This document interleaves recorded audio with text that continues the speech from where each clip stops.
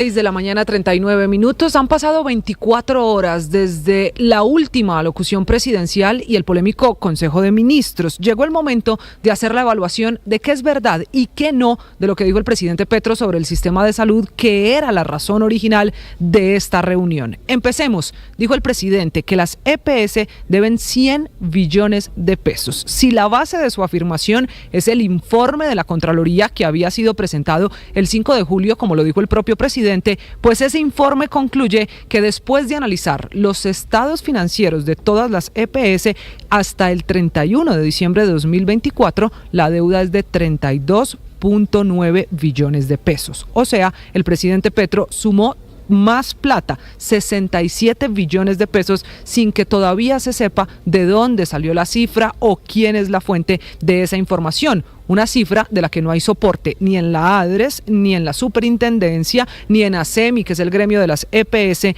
ni tampoco aparece, por ejemplo, en el ministerio mismo. Desde allí fue el ministro Guillermo Alfonso Jaramillo, jefe de cartera, el que intenta explicar cómo llegaron en el gobierno a la cifra de 100 billones de pesos. Dice él que a esa cifra se llega cuando la deuda que tiene el sistema de salud, deudas viejas, se traen a pesos constantes. Pero es el mismo ministro el que en una entrevista reconoce que por ahora en el gobierno nadie ha hecho ese ejercicio. La segunda afirmación del presidente Petro es que las intervenciones de las EPS, esas que ha hecho el gobierno a través de la Superintendencia, han servido para bajar los malos indicadores. En ese momento de su discurso, el presidente Petro puso una gráfica con datos de 5 EPS.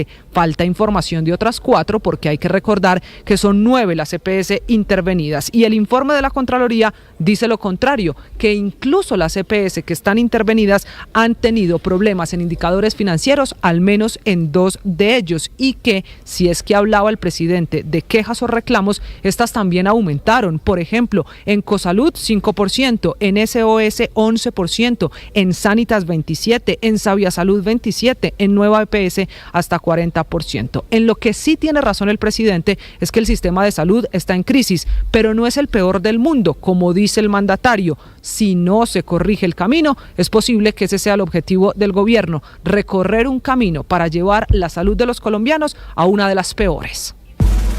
María Camila Orozco es periodista. Está en Mañanas Blue.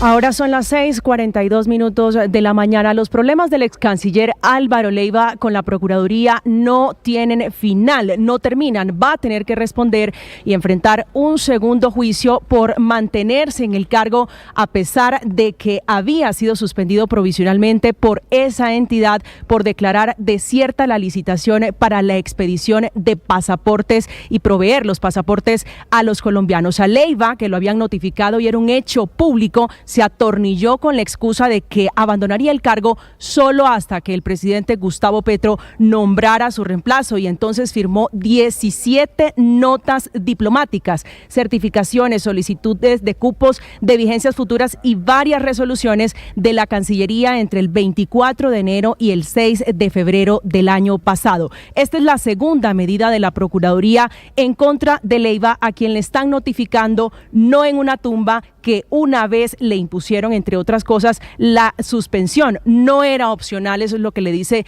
la Procuraduría, la salida del cargo. Le están notificando en vida y no en la tumba, como lo había pronosticado él, a quien le dice la Procuraduría que era su deber respetar el principio de moralidad pública para el servidor público y comportarse de manera honesta, proba, recta, pulcra y diáfana. A Leiva, que está inhabilitado y destituido 10 años para ejercer cargos públicos, le ha salido muy caro el capricho de darle rienda suelta a no adjudicarle el contrato de los pasaportes a Thomas Gret Anson, pero tal vez al país le salga mucho más caro, porque por ahora la promesa que se dio desde el gobierno de que eran horas o cuestión de horas para firmar el contrato con Portugal no se cumple, y estamos próximos a ese 1 de septiembre para que termine. Esa es la fecha final del contrato con la empresa que desde hace más de 20 años venía haciendo la impresión de los pasaportes sin ningún contratiempo.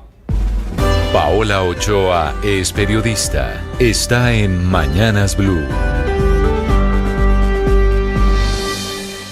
6 de la mañana, 44 minutos, 3 días para empezar el Congreso y 3 días para empezar a moverse nuevamente el tema del presupuesto. Tormento para el gobierno de Gustavo Petro, que el año pasado lo tuvo que sacar por decreto y tras el rechazo del Congreso que lo hundió porque venía desfinanciado en unos 12 billones de pesos. Escenario a puertas de repetirse nuevamente, según se desprende de los números que empezó a barajar el ministro de Hacienda, Germán Ávila, cuarto ministro de Hacienda de este gobierno y cuarto encargado de hacer y de presentar ante el Congreso el presupuesto general de la Nación para el año entrante, en cuyas cuentas preliminares anticipa ya un monto general por 551 billones de pesos, pero nuevamente desfinanciado en 26 billones de pesos, más del doble del hueco del año pasado, como quien dice que al que no quiere caldo le dan 2 tazas y que al Congreso le va a tocar bailar con la misma canción del año anterior y enfrentarse nuevamente a la disyuntiva de si aprueba o no el segundo presupuesto desfinanciado en la historia del país.